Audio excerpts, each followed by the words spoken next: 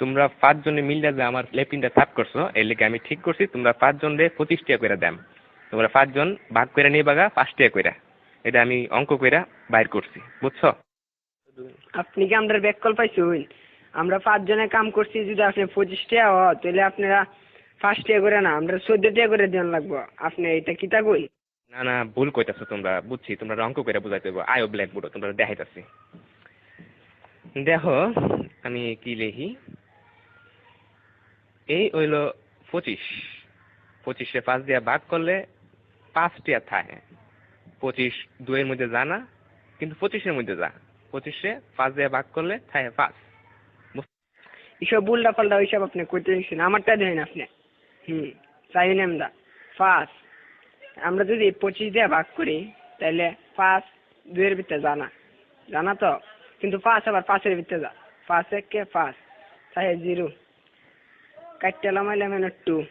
দেখুন আমরা জানি 4 5 20, তাই 4 5 20, তাই ভাগফল 14, তাই আমরা 14 টাকা করে দেব।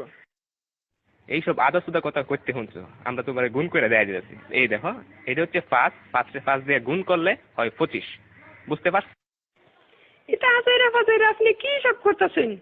হ্যাঁ, আপনার হিসাব হয়েছে না, আমি আপনার আবার নতুন টিকা হিসাব করে দিয়েছি। এটা কেন 14 আর 5 গুণ করলেও 4 5 20, 5 1 5, মোট কত হইল? 25। দেখছেন আমার হিসাব? অহন বুঝতে পারছি তোমরা সত্যি আসুদা। আমরা অঙ্কটা দেখো, 14 14 14 14 5 বার দিছি।